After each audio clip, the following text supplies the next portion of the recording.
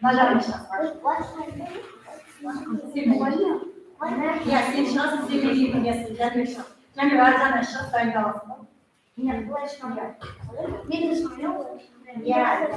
Нормально? Султан, видишь, я. Не застаться там.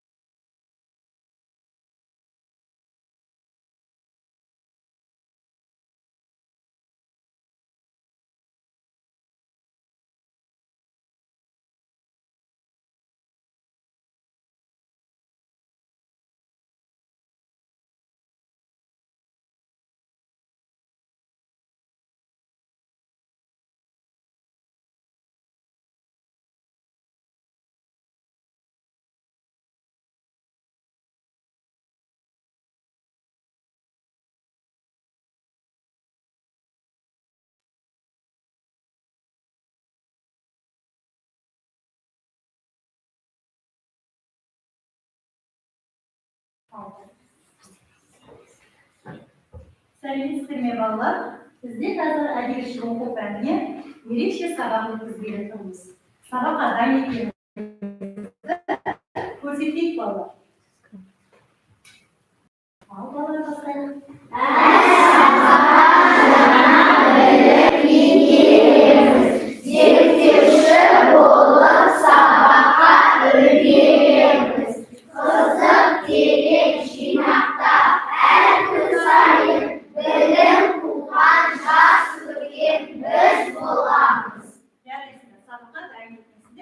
Егер қандай тапсырма берілді балалар? Кім айтады? Бұл көтеріп жауап керек, ama айтады. Алтын мүйізді киік. Ендеше мен балалар, үй тапсырмасын естіден сұрақ қою арқылы тексерейін. Қазір естіден.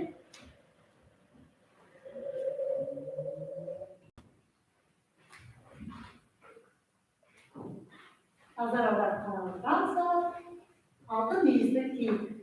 Егер берген тапсырманы жақсы айталып көріп қоя алды.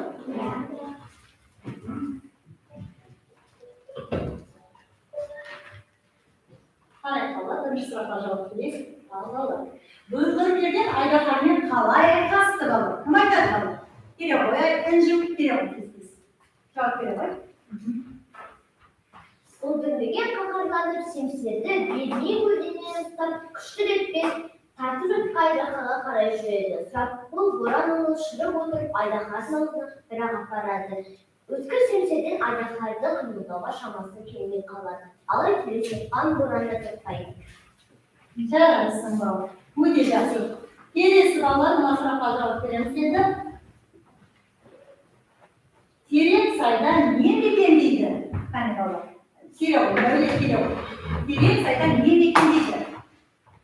Неше тапсырмалы сұрақтар балалар. Тез келе ғой балалар. Терең сайда не мекендейді?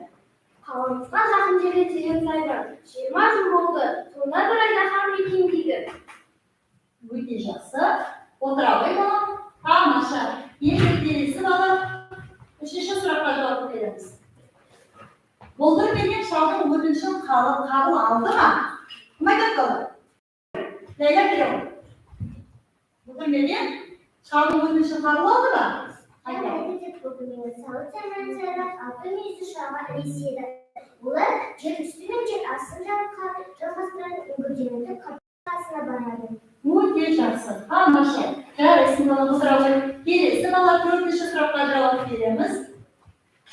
Боран айдаһардың несі екен? Келе ғой, сіздер. Келе ғой. Боран айдаһардың несі екен? Жауап бере ғой. Боран айдаһардың лебі екен. Лебі екен. Өте жақсы. жақсы, тамаша. Келесі. Бесінші сұраққа жауап берейік балалар. Бұлдыр берген деген кім? Ясмина келе. Бұлдыр берген деген кім болды? Біздің Мерген деген атақты аңшы, біздің Мерген әрі қарулы ақылды ержүрек адам екен. Өте жақсы, өте батыр, ержүрек адам екен. Келесі балалар бізде 6-шы сұраққа жауап береді. Оқиға немен аяқталды балалар? Кім жауап береді? Келе ғой Ясмина. Ясмина келе ғой. Оқиға немен аяқталды осы аңызда? Ертегіде. Айдахадан жапа шекер жұрт шат-шадыман қуанышқа бөлінеді. Бұлдыр Мергенді қоршаған қошеметтен салғанға әкеледі. Олар нәсіп той жасайды. Шал ханның қазынасына көп алтын, асыл дүниені сыйға тартып аттан біраз. Өте жақсы. Тамаша балалар. Отыра балалар. Келесі балалар. Ақсақал кімді іздеп шықты? Ақсақал кімді іздеп шықты? Осы тауда Бұлдыр Мерген деген атақты аңшы соны естіп іздеп шығып еді. Оны іздемейсің бе балам дейді ақсақал шал. Өте жақсы. Жарайсың, арқадан. Тамаша. Келесі бала соңғы сұрақ. Алтын мүйізді шал қандай өтініш айтты? Бұлдыр Мергенге. Қандай өтініш айтты? Сұлтан? Келеді. Сұлтан айтады. Келеді. Мүшкінің ішіне жетпейді, оны тек Бұлдыр Мерген ғана жүрмейді деген жол. Қамызға бір жақсы болып қалар деп тиме деп шығып едім дейді ақсақал шал жылап. Жарайсың балалар. Үйге берген алтын мүйізді киім тақырыбын өте жақсы дайындалып берген екенбіз. Ендеше балалар келесі тапсырмаға назар аударайық.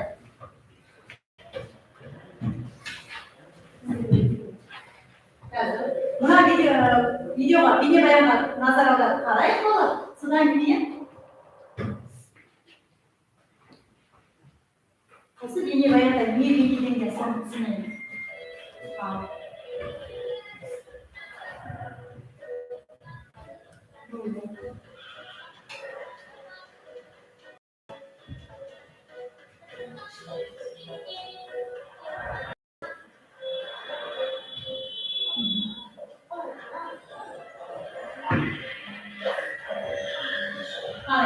Назар аударып қарайық.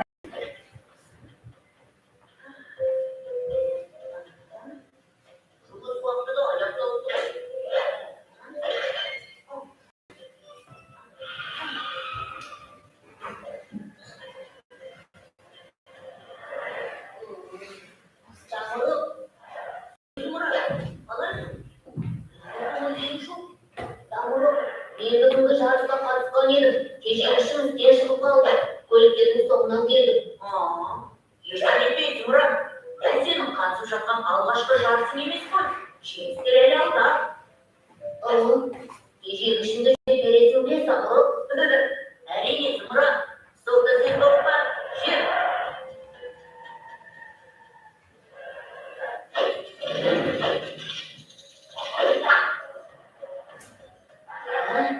Рахмет саған Самұрым, маған көп көмектестің.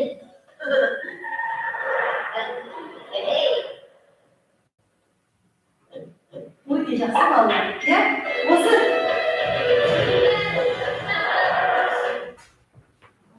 балалар, осы бейнебаянда не туралы көрдік балалар? Біздің айталыш. Көліктер туралы екен бұл бейнебаян. Балалар, көліктер бір-біріне өте дос екен, иә? Жұмыс уақыты аяқталса да, олар не істеді? Достық үшін қайда не істеді? Көмектесті. Міне балалар. Ендеше балалар, бүгінгі сабағымыз да осы көліктерге байланысты болмақ. Әрқашан дос бір-біріне неге әрқашан қиналған уақытта, әр сәтте көмектесуге дайын болу керек екен, иә балалар? Ендеше бүгінгі біздің сабағымыз балалар қарайық, иә? Сабағыңа жүлден әзірлесең еңбек. Қиындықтың бәрін еңбек қана жеңбек. Балалар, не туралы өтеді? Амира айтамашы. Еңбек туралы дұрыс айтасың балалар. Ал ендеше мына суретке назар аудара қойыңдар балалар. Мына суретте не бейнеленген? Қандай еңбек түрі бар балалар? Бәрі әдейі айта ғой. Құрылыс құрылыс басы, иә. Бірнеше бізде көліктер құрылыс басында жұмыс жасалып жатыр екен. Ал ендеше бүгінгі біздің сабағымыз күн тақырыбы ел билікте сыналады. Балалар, сабағымыздың мақсаты сөйлесу мәтінін құрайтын боламыз. Міне, балалар, мына не екенін білесіз балалар? Не деп атаймыз? Машинаның шығарған не деп атаймыз? Спидометр, өте жақсы балалар. Ендеше балалар, қазір біз сіздерді бағалау. Міне балалар, біздің біліміміздің жылдамдығы осы спидометр арқылы бағалайтын боламыз, иә балалар? Барлық балалардың жанына мен мынандай машинаның жылдамдығын өлшейтін не қойдым? Спидометрді бар, иә, бағалау несін қойып қойдым. Әр бала сұраққа жауап бергенде осы мені естіп тұрамыз, барлық жерді жылжытып беріп отырамыз. Тамаша балалар. Міне, сендердің бүгінгі білімдерінің жылдамдығы қаншалықты екенін осы сабақ соңында анықтайтын боламыз. Ендеше балалар, бүгінгі қаламгер тербетудің айдары бойынша бүгінгі ел мектепте сыналады. Мәтіннің авторы Жүген Жұмахан. Жазушы 1913 жылы 5 желтоқсан айында Шығыс Қазақстан облысы Абай ауданы Қарауытбегі ауылында дүниеге келген. 3 бәйтерек, 2 жол, қиядағы қайық атты еңбектері бар. 1941-1945 жылы Ұлы Отан соғысына қатысқан екен. Келесі балалар, ендеше біздегі келесі тапсырмамыз балалар оқулықпен жұмыс. Лесіп әдісі бойынша мәтінді түсініп оқимыз. Бір-бірімізбен естеп отырып мәтінді естеміз. Оқиды етеміз. Ендеше қолымыздың бетін ашайық. Жақсылап бәріміз дәптерді қолымызды алып, кім бастап оқытқысы келіп отыр екен? Әлихан бірінші көтерді, ендеше Әлихан бастасын. Қалғанымыз сол-саусақпен көрсетіп отырамыз, иә балалар? Ал бастайық Әлихан. Сол аз адамға көп машина бағынып, айдауына жүріп, айтқаным болмайды. Тізбек жүк машинелері құрылыс алаңына ағаш тақтай, тас цемент әр жеткізеді. Олар ақылы жүзінде көріліп, алыстан келеді. Машинеге машинесі бар. Бәрін бітірген өзім дейтін мақтаншақтар олардың арасынан да табылады. Әсіресе зауытынан жаңа шыққан бір жүк машинесі мақтанғанда жер көкке сыймайды. Ол көтеріп қанға қағат, оны кекете мұқарда келеді. Өте жақсы. Ал ендеше Әлиханның оқыған бөлімінде не туралы оқыды? Айлан айтып отыр. Не оқыды? Құрылыс алаңындағы мәселелер туралы оқыды, иә балалар? Әрі қарай келесі топта кім оқиды? Айзере, сен жалғастыра қоймалар.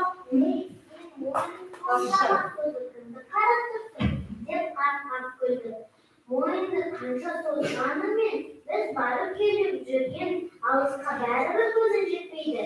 Көтергіш кран жауап бермей, өз жұмысын істеп, құрылысшының керегін әділіп тұра берді.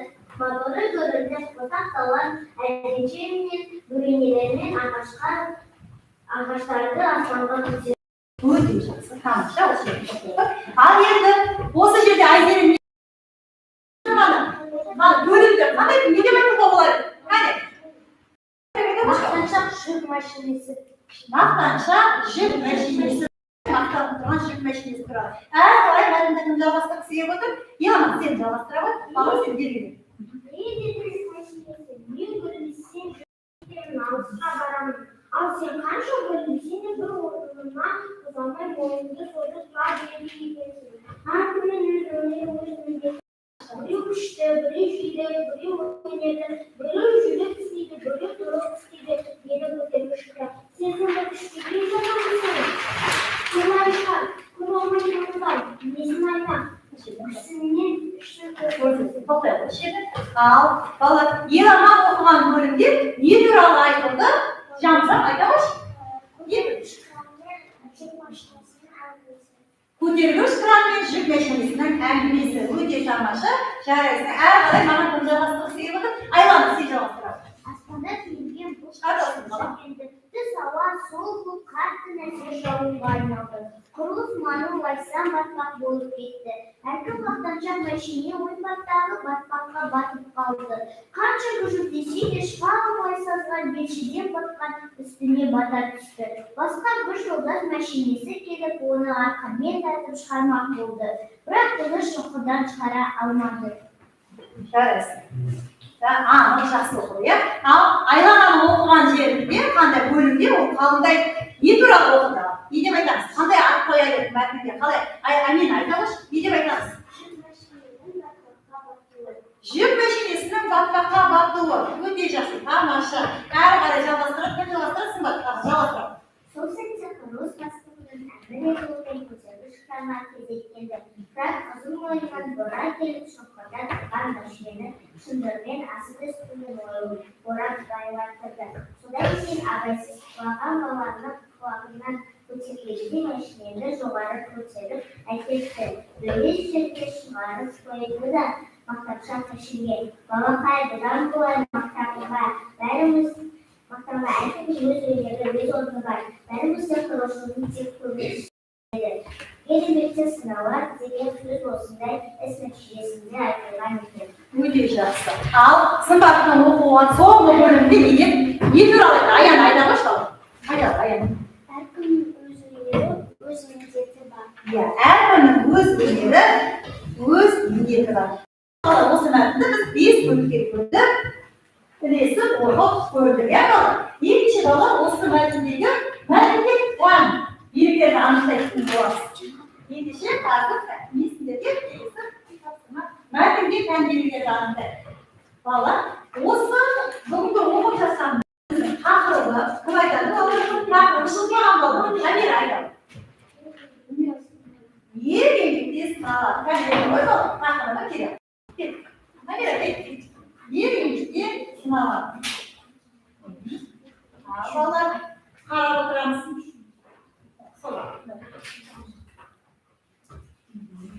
Балалар, енді осы мәтінде балалар, азатшыл нешеу екен? Кәне, екінші айтамын. Осы мәтінде дейді ғой, оны мен алайын. Азатшыл нешеу екен? Бұл мәтінде 10 азатшыл бар екен. Келесі балалар.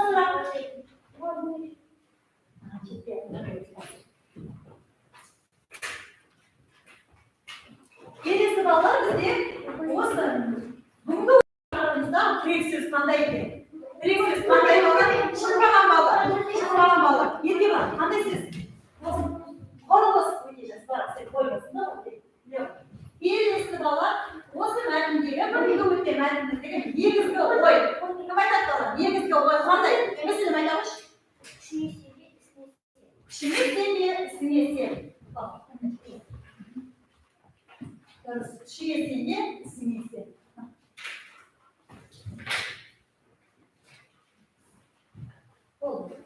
Келесі балалар, осы бүгінгі өтіп жатқан мәтініміздің басы қалай басталады, Дәулет? Құрылыс алаңындағы машинелер. Құрылыс алаңындағы машинелер. Келіп қора. Келіп. Құрылыс алаңындағы машинелер. Келесі біздегі.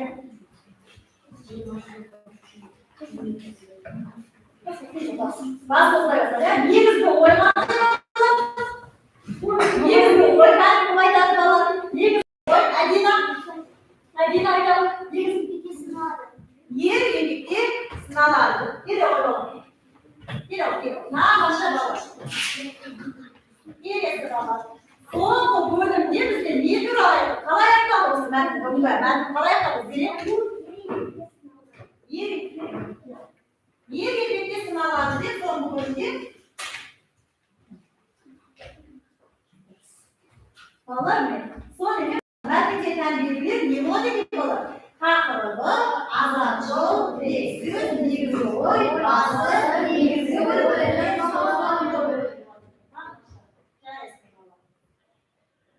Ендеше бала кішкене серігіп алайық. Барлығымыз кішкене шаршанып қалып иә? Серігіп алайық. Дайынбыз ғой, серігіп сәтті жасап алайық.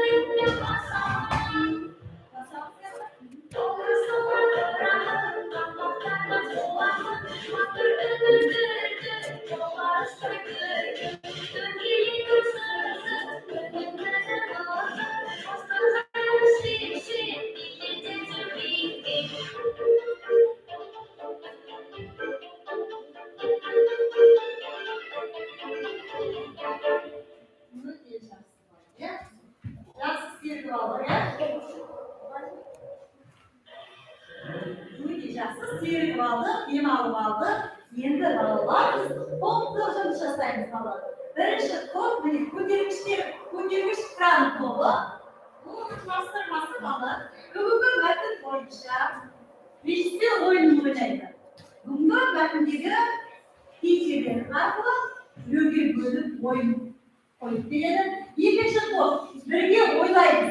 Міне біздің мына екінші топ біздің Рашидия тобы, бұлар мультфильм құрастырады. Яғни алып құрастырып тапсырмаларды орындай беруге.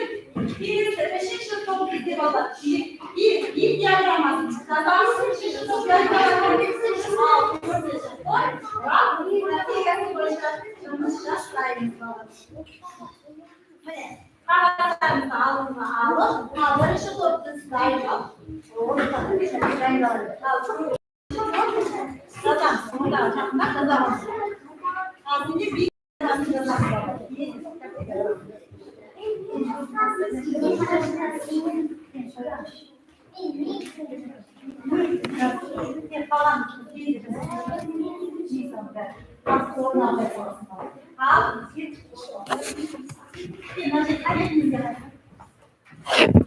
бірінші топ дайын деген келе ойнап алып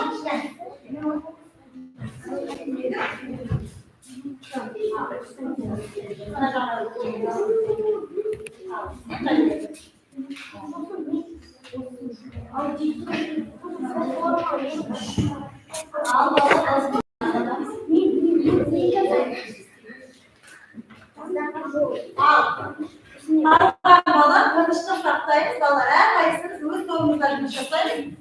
Бізде бірінші топ дайын екен, бізге не істейді? Өрге бөліп ойнайды. Ал айтады.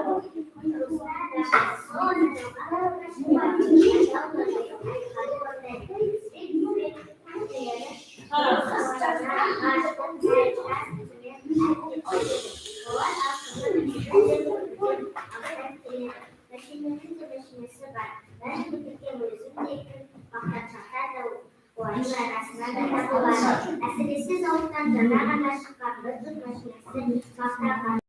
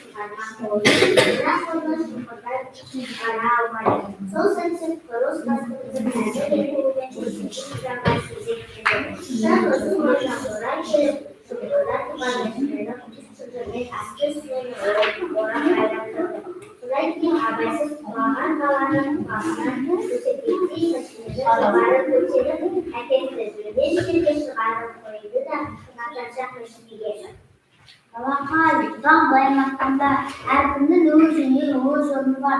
Бәрімізді құрылысшының тек жұмысшысы өтеді. Ең еңбекте сыналады деген сөз осындай іс нәтижесінде айтылған екен.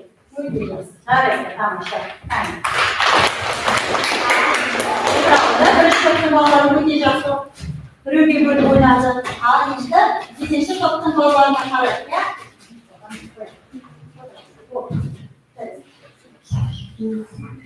Қай топ дайын? Екінші топ. Дайынсыз бала? Дайынсыз. Бұл балалар бізде не істейді балалар? Музей құрастыра екен. Келе ғой, қандай келе ойда, келе кездесіне бар. Мына жерде бізде биология бар. Осы жерде біз істейміз, бұл белгілерді францияны шығамыз. Иә, өте жақсы. Ал.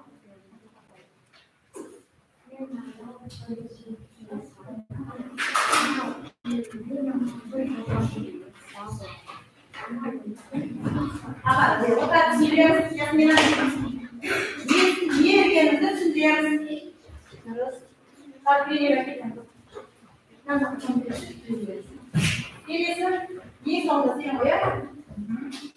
Ал, келе деп әкеле ғой, балым, жерін деп әкеле ғой. Келе. Ал, ясмина, не істеді біріншінде? Мына жерде балалар, ені көрсетіп балалар, құрылыс басы дейді. Ал, мына жерде ені көрсетіп, теріс қалды. Айхан, нені келді? Мақтаншақ жүк мәшинесі дейді, тамаша, отыра ғой. Ал, мына үшінші кадрды кім жасады? Амина, сен ба? Мынау не дейді? Нені кетіреді балалар? Көтергіш кран дейді. Келесі кадрлар бар ма бізде? Келе ғой, жансақ, қолына келе ғой. Келесі, соңғы кадр бізде. Нені кадрды сатқаны? Құрылысшының бұйрығы бала. Тамаша. Енді бізде бір тағы кадр қалып қойды. Келе ғой, кім? Адина, келе ғой. Сізде қандай нені бояды? Нені билелеге?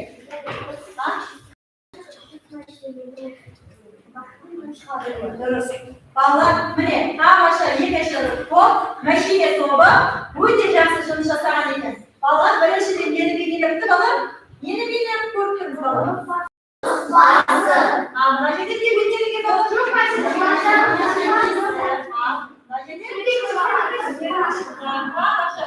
Мына жерде бізде құрылысшының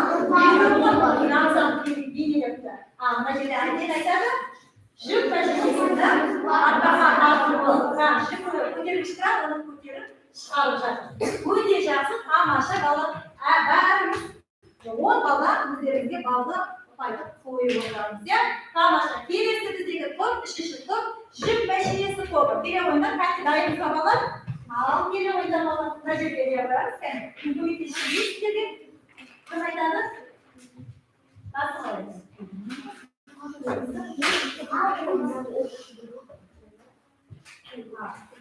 Süre o ne? Hayvanı seçiyorsun da al. Valla birisi doktor sözleri kundayız. Muhakkak tarih sattayız. Yin diagraması. Bizde valla yin diagramasında şık meşlisini kötürmüş kırandı alttı. Ağlayda oynadı. Şık meşli qandaydı baba? Maqtanşa, o'zimshil, o'rinsiz, chidamsiz deb. Shim mashinasi sondaymi bolalar? Jamiyatda o'te yaxshi tomosha. Kelesi. Al, endi ko'tarib chiqaram qanday? Abdulaziz araydi. Qo'shdi.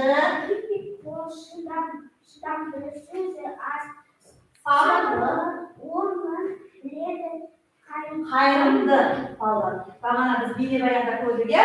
Maşininde dostlar bir istedi. Oyunu tengerini gördük. Başka. Al. İkiyle. Orada. Niye var baba? Ayağını. Orada ikiyle. Orada kasıt kandır. Kuruluşçunun kömekçisi. İkiyle de bala kuruluşçunun kömekçisi. Maşineleri yeken. Maşallah. Oyunu tengerini gördük.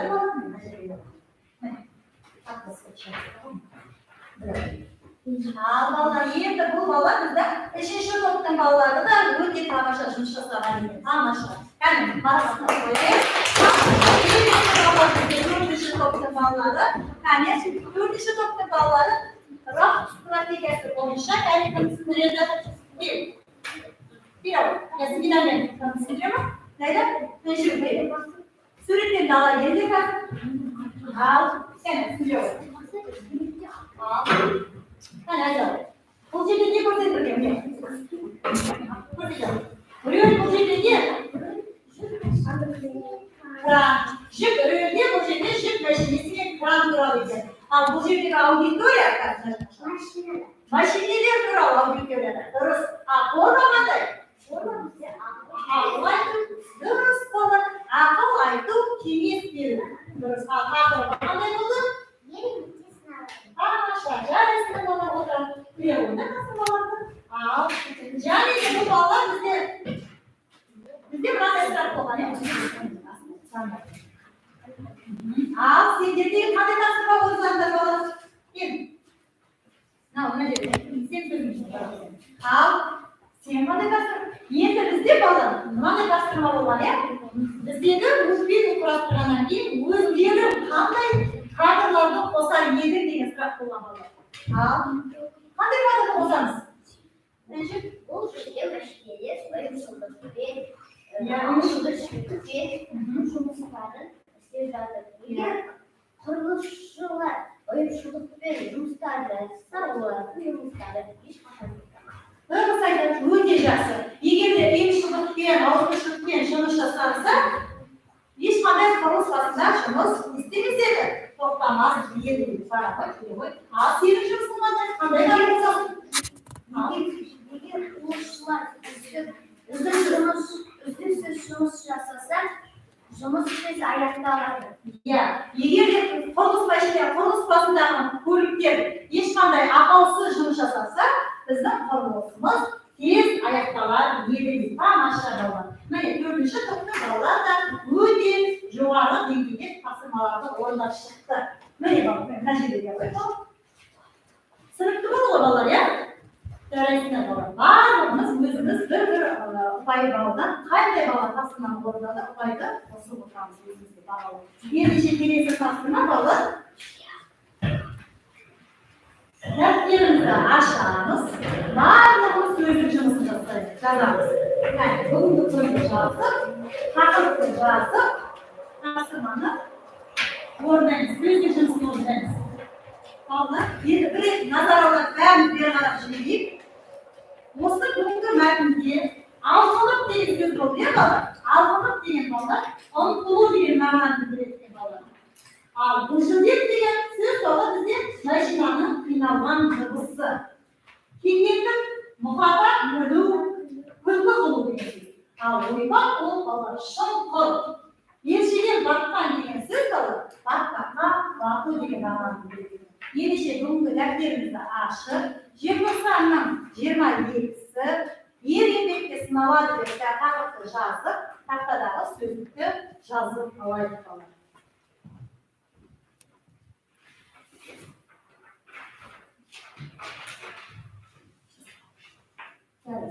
Жазып аламын.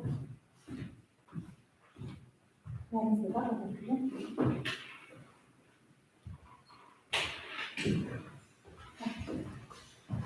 Ер еңбекте сыналады, сөздікте жазып. Өтемін біз өтеміз. Өтеміз көндесін.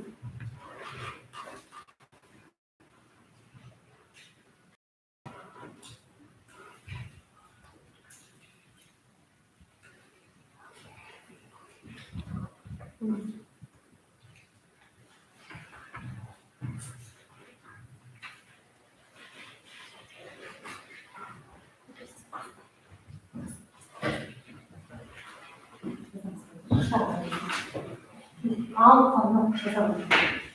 Al konu.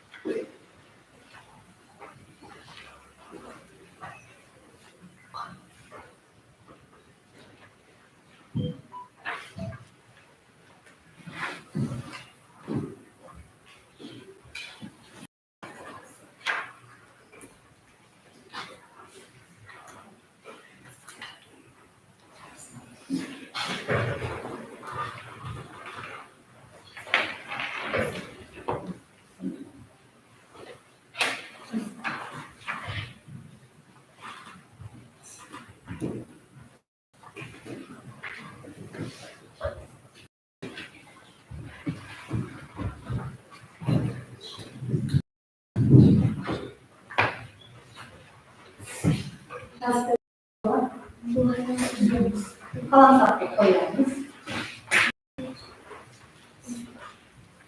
Az kullanmış, kalan sapı koyuyoruz.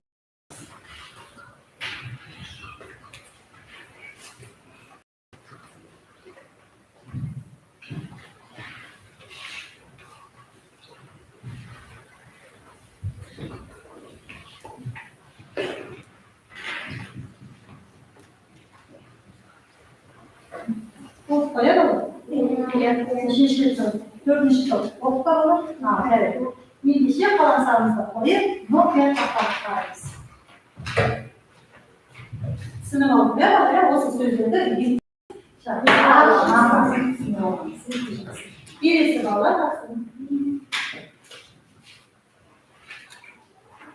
Tamam. Siz değil mi olalım? Biz meşinilerimizi kayda kalk koyalım sonra.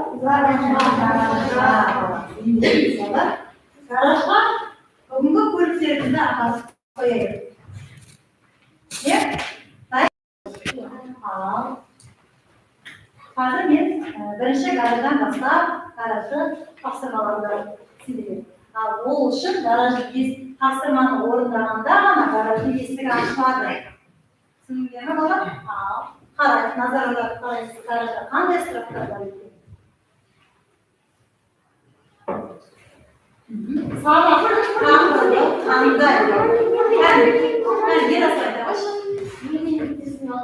Ер еңбектесін алады. Жарайсың. Ал ер азаматтың мәселесін гаражға апарып қоюымыз керек.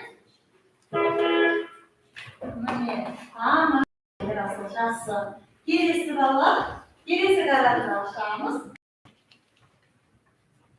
Қандай көліктер туралы болды бүгінгі мәтін? Арсен айта ғой. Айта ғой. Сен қандай көліктер туралы болды? Жүк машинасы. Жүк машинасы және көтергіш кран туралы болды. Жарайсың Арсен. Ал ендеше Арсеннің көлігін гаражға алып қоямыз. Тамаша. Келесі бізде үшінші гараж. Бізде қазір тапсырманы ашамыз. Ал қандай жұмыс жасадық балалар? Бұның қандай жұмыс жасадық? Айзере айта қойшы. Қандай жұмыс жасадық? Біреуге бөліп оқыды. Жарайсың, тамашасың ба? Қандай жұмыс жасадық? Ел диаграммасын құрастырдық. Айлана. Мультфильм құрастырдық. Еркебұлан. Не істедің бүгін? Не істедік тағы? Мәтінге де белгілерді қаптық. Келесі тағы қандай жұмыс жасадық балалар? Дәулет, қандай жұмыс жасадық? Сергіту сәтін жасадық. Әжім? Стратегиясы бойынша. Тағы да? Райда? Дәптерімізге сөздік жұмысын жаздық. Тамаша, тағы да қандай жұмыс жасадық? Жұмыс әртүрлі жұмыстар жүргіздік. Өте жақсы. Ал ендеше біз бүгінгі сабақта көптеген жұмыстарды атқарған болатынбыз, иә? Міне.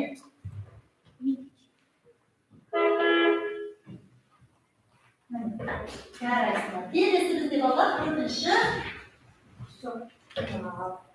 Мақсатымызға жете алдық та. Жеттік пе балалар? Жарайсыңдар балалар.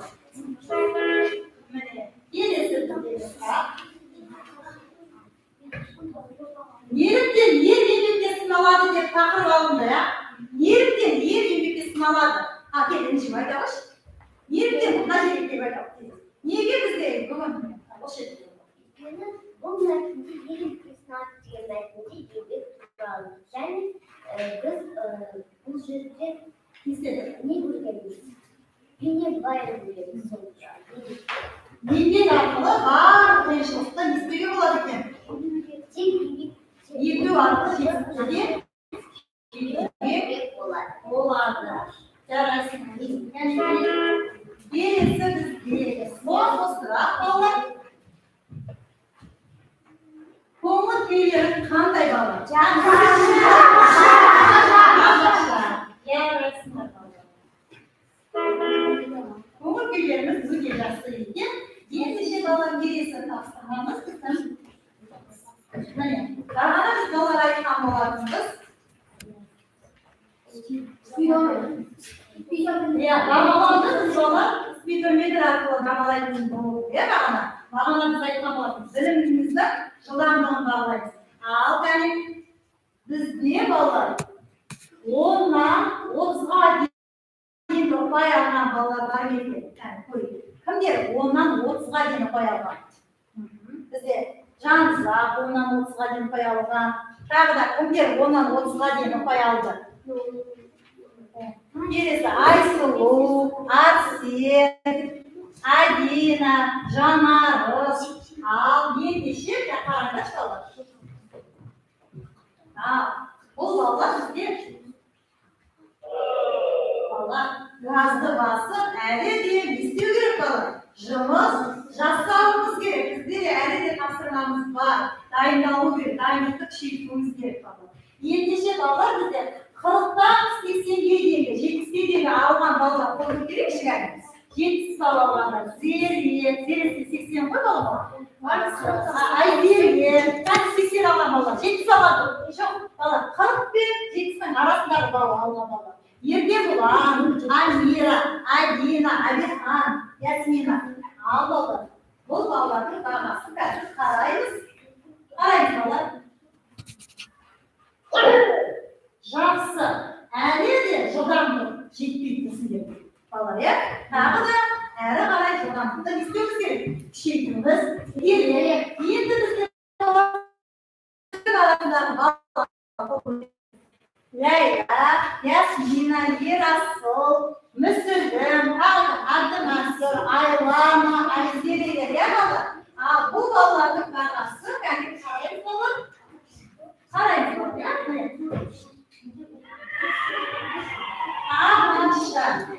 Өте жақсы балалар. Міне, бағалап алдық өзімізді балалар. Ендеше балалар, неге тапсырма алайық? Неге тапсырма балалар? Ер еңбекте сыналады деген мәтінді оқимыз. Және осы жердегі жүк мәшинесі мен көтергіш кранның суретін дәптерімізге саламыз. Сөздік жұмысындағы балалар, сөздік жұмыста жазған сөздеріміз бар, сөздікте жазған. Сол сөздерді не істейміз? Оқып, есте сақтаймыз. Неге тапсырма күнделігімізді ашып, 112-114-де оқу деп жазып аламыз. Мазмұндаймыз.